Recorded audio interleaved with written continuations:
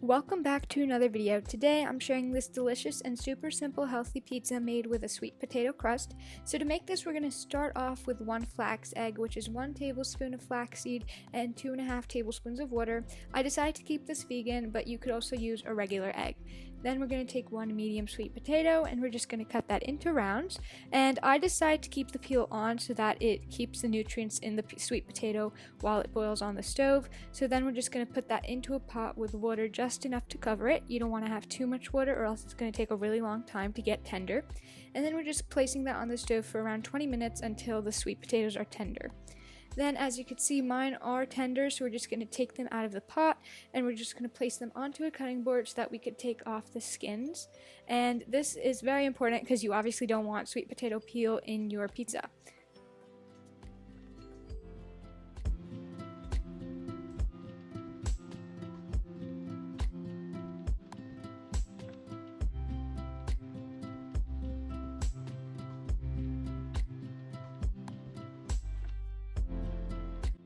Once I've got the peels off, I'm just placing that into a large bowl, and you want to make sure that you use a potato smasher here because with a fork it's a bit harder. So I decided to use a potato smasher because it made the job much easier, and you just want to mash that until it's nice and smooth, and then you could use a spatula to just make sure that the consistency is right.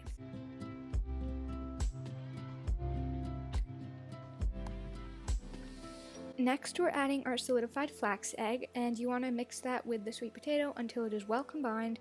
And once we've got that mixed in, we're just going to start adding our tapioca flour along with our almond flour. And you want to add the almond flour in parts so that you could exactly know how much you're putting in so that it's not too dry and also not going to fall apart easily. Then we're just going to add the salt and add the rest of the almond flour. 1 cup in total should be great for this recipe. If you want to add an extra tablespoon of almond flour, that works as well too. Then we're adding our baking powder to help it get that nice finish. And we're just going to put that onto a pan, and I have a round pan with some parchment paper with a little bit of oil because we are going to flip this once it bakes for a bit and you don't want it to stick and break apart. So just make that into our pizza shape, and then we're off to bake it for 12 minutes at a 375 Fahrenheit oven.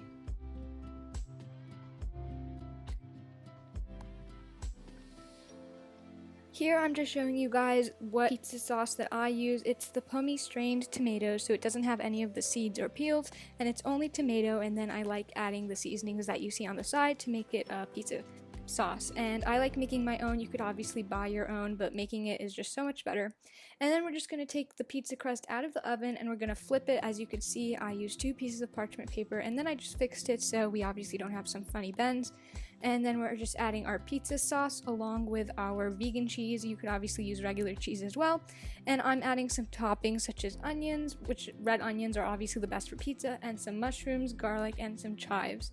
Then we're just going to put that back into the oven to bake for another 12 minutes, and then I broiled it for 5 minutes so that the veggies get crispy on top. And you guys could obviously put whatever toppings you'd like, and I topped it off with basil after. And there you go, look at that super simple pizza, and it holds really well as you could see, and it's just super delicious.